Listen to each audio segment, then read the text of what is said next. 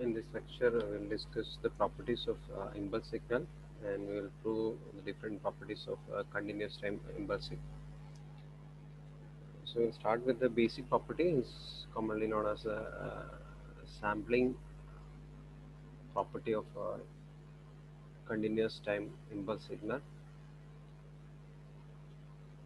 It is given by x of t into del of t minus t0 is equal to x of t0 into del of t minus t0.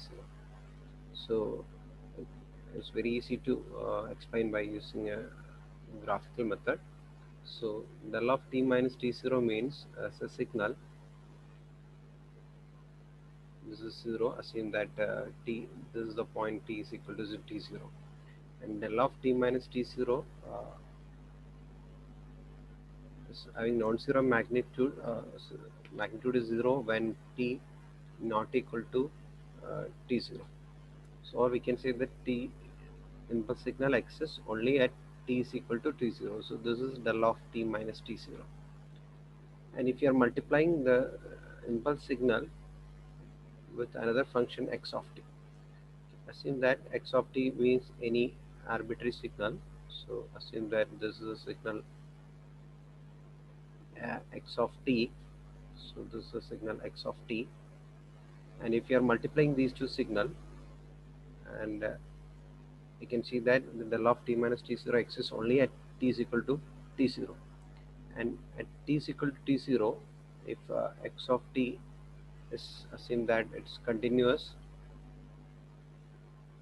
at t is equal to t0, then the magnitude at t is equal to 0 is simply x of t at t is equal to t0, which is given by x of t0. And if you are multiplying these two signals, we can see that we'll get a new signal which exists only at t is equal to t0, a signal which exists only at t is equal to t0 and whose magnitude is simply x of t0. And we need to indicate this position, so we can write a signal which exists only at t is equal to t0 is del of t minus t0, and at this particular point the amplitude or the magnitude of this particular signal is x of t0, because at t is equal to t0 the function value at x of t0. So in this way you can prove that the given signal x of t into del of t minus t0, it's simply x of t0 into del of t minus t0. Never write simply x of t0. For example, this is wrong.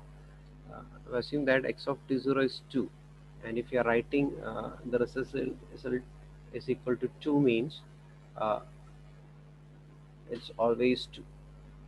Okay, so x of t0, for example, 2 means, if you are simply writing 2 means irrespective of t the function magnitude is 2. But we know that if you are multiplying with an impulse signal, the magnitude exists only at t is equal to t0. So we need to indicate that position also. So the signal exists at t0. So we need to multiply the magnitude with position. So 2 into del of 2 minus t minus t0. Okay. So here t, for example, t0 is 2. We explained uh, the another case. So never write simply x of t0. So when it is x of t into del of t minus t0, you need to write x of t0 into del of t minus t0. You need to indicate the position of that particular sector. Okay. Now we can discuss another property. This is also known as shifting property or scaling property. So in order to solve this particular property, we will use the sampling property. We already discussed that x of t into del of t minus t0 is given by the relation x of t0 into del of t minus t0. So we know this particular result, so we can directly apply in this particular formula. So integral minus infinity to infinity x of t into del of t minus t0 dt can be written as integral minus infinity to infinity x of t0. Here the function is x of t, and by applying the scaling property you can write it's x of t0 into del of t minus t0 dt. Okay, so here the variable is g, so x of t0 is a constant, just like 2 3 4 etc.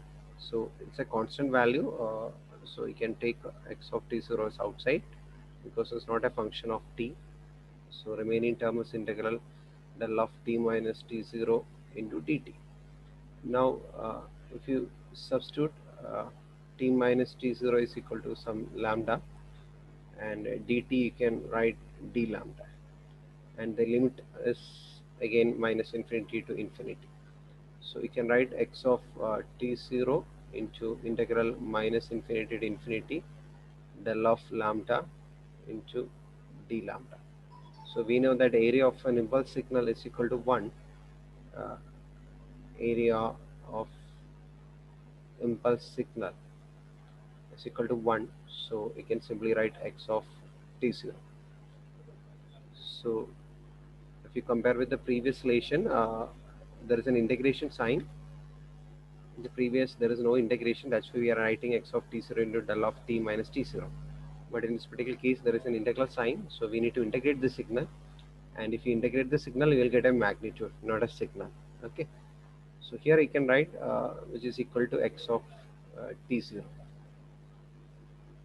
So differentiate the previous property and this property. Okay, here it is simply x of t0, and make sure that the signal is continuous at t is equal to 0. Okay, that you need to write x of t is continuous at t is equal to t0, then only you can apply this result. Now we can apply or discuss another property which is known as the scaling property. You need to prove del of at is equal to 1 by modulus of a del of t. So before proceeding, I'll write one statement: integral minus infinity to infinity x of t g1 of t dt is equal to integral minus infinity to infinity x of t g2 of t. I can write this statement only if g1 of t is equal to g2 of t. This is known as the equivalency property. So it's a very basic thing. Two functions are equal, then g1 is equal to g2 must be equal because x of t are the same. So now we can apply some result. For example, integral minus infinity to infinity x of t into del of t. So by applying the shifting property, we can write it simply x of 0, because we know the shifting property. We already discussed the shifting property, that is integral minus infinity to infinity x of t. In place of del of t minus t0, if you are writing del of t dt, here t0 is equal to 0, so we can simply write x of 0. Okay, so I can write by applying the shifting property, I can write x of 0. Now I'll write another expression which is integral minus infinity to infinity x of t into del of at into dt. So assume that here this a is greater than 0, that is a is positive. So we can write integral, and I need to evaluate this integral, and here I can substitute at is equal to some constant, for example tau. So a into dt is equal to d tau, then dt is equal to d tau by a.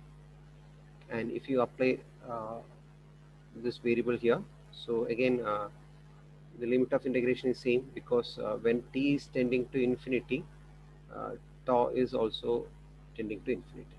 When t is tending to minus infinity, tau is also tending to minus infinity.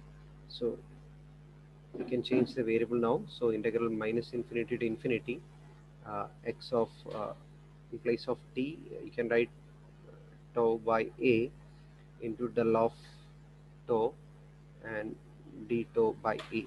Okay, now we can apply the shifting property, then you will get it becomes integral minus infinity to infinity. A is a constant, so you can write 1 by a.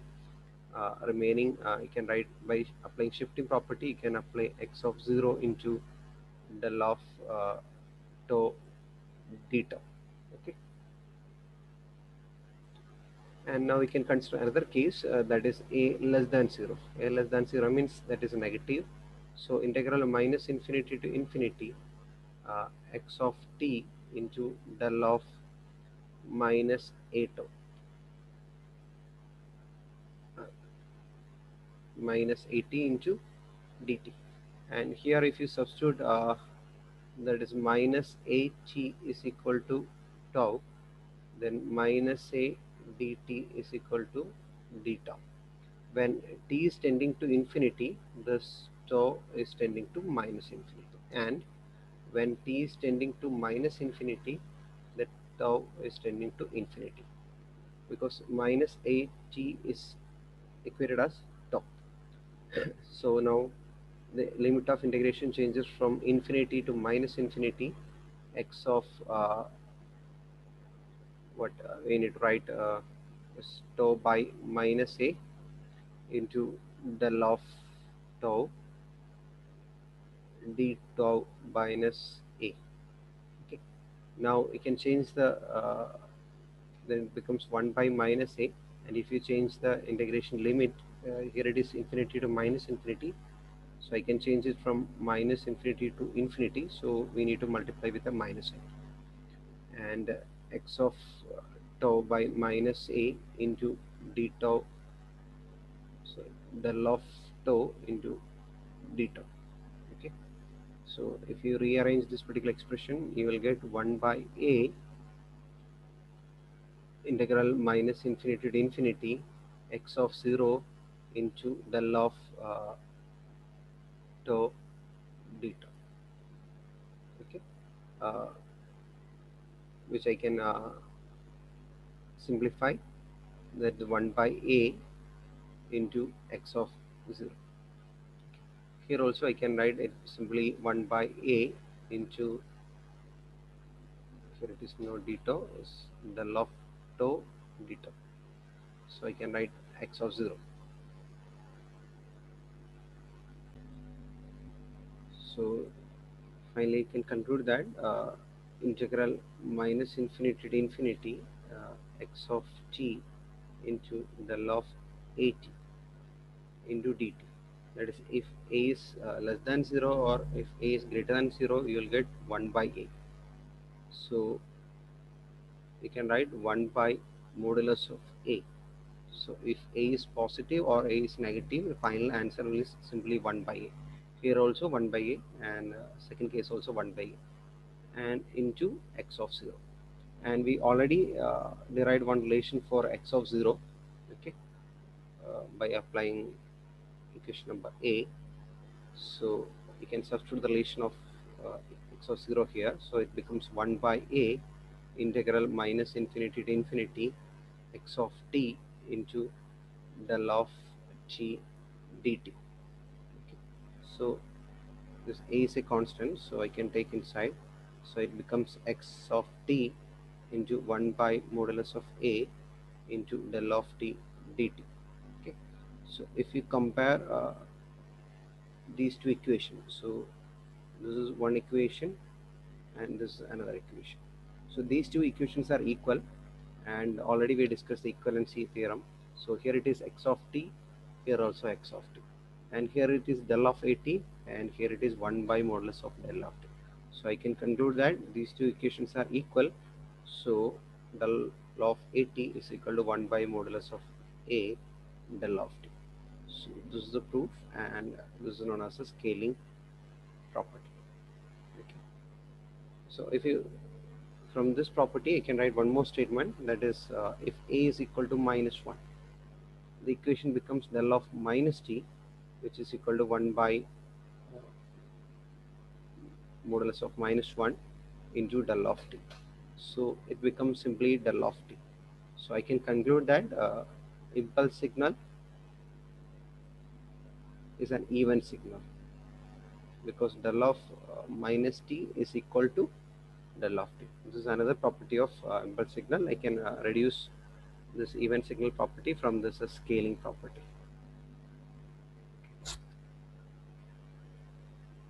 So we already proved this particular condition by applying the scaling property. So 1 by modulus of a del of t. So by applying scaling property here, a is equal to minus 1. So del of minus t is equal to simply del of t. Now we need to apply scaling property here. So we already know that del of at is equal to 1 by modulus of a into del of t. So in the expression, there's a term del of at. So I can apply in place of del of at the scaling property. So I can write 1 by modulus of a into del of t dt. Okay. So here a is a constant, so I can write 1 by modulus of a integral minus infinity to infinity x of t into del of t dt. So we know the shifting property. Shifting property is given by integral minus infinity to infinity x of t into del of t minus t0 dt. It's simply x of t0. So this is a shifting property. And based on this, here if t0 is 0, uh, equation becomes integral minus infinity to infinity x of t into del of t. It's simply x of 0. So you can write it's simply 1 by modulus of a into x of 0. Again, I can write the scaling property here. So you need not to prove this particular relation, that is del of at. It's simply 1 by modulus of a del of t. So we already derived this relation. So the given expression not in the standard form, so I need to make it in the standard form. So I need to take a common, then a into t minus b by a, okay, dt. So by applying the scaling property, you can write integral minus infinity to infinity 1 by modulus of a, remaining term is del of t minus b by a into dt. Now it's 1 by modulus of a integral minus infinity to infinity del of t minus b by a into dt. You can substitute this t minus b by a into some variable, new variable lambda. So dt is equal to d lambda, and the limit is same. So 1 by modulus of a integral minus infinity to infinity del of lambda into d lambda. We know that area of integral dt, sorry, del of t dt is equal to 1. Okay, area of the impulse signal is equal to 1. So we can simply write it's 1 by modulus of a. So this is another expression. Again, you need to apply the previous property, that is del of at minus b is equal to 1 by modulus of a. Okay, uh, or you can directly,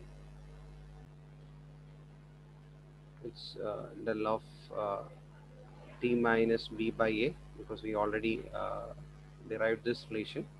So I can substitute in the expression, it's x of tau into 1 by modulus of a del of t minus b by a. And now we can apply the shifting property, integral minus infinity to infinity x of t into del of t minus t0 dt is equal to x of t0.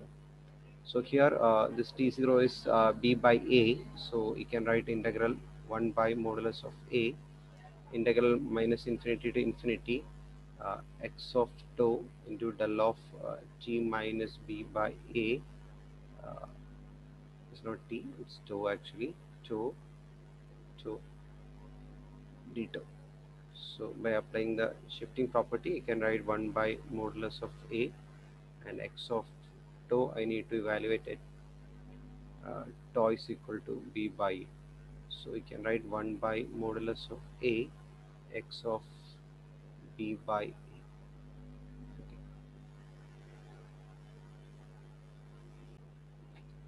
So in order to prove this particular property, is integral minus infinity to infinity del dash of t x of t dt is equal to minus x dash of 0. Here this term del dash of t is actually the derivative of del of t. So that is a d by dt of del of t, and x dash of t is actually d by dt of x of t. That is the first derivative of del of t is del dash of t, and the first derivative of x of t is x dash of t. In order to solve this particular problem, we need to use an integration rule, that integral u dv, which is given by uv minus integral v d. Okay, so we need to apply this particular rule, then it's very easy. So here we need to identify u, assume that let u is equal to x of t, and v or dv is equal to del dash of t, with the derivative of del of t. So now we can use apply this particular rule. If dv is del dash of t, means v is equal to simply del of t. Okay, and du becomes x dash of t. Now I can apply u and v in this particular problem. That is del dash of t into x of t dt. I can write simply x of t into del of t, and the limit is from minus infinity to infinity, minus integral minus infinity to infinity x dash of t into del of t dt. Okay, I can directly apply this particular rule if you know u and dv. So I selected u as x of t and dv is equal to del dash of t, and assume that this function x of t and x dash of t uh, are continuous at t is equal to t0, because then only we can find out x of t0. Here t0 is equal to 0. Assume that t0 is 0, and x of 0, there is, you can write a value x of 0.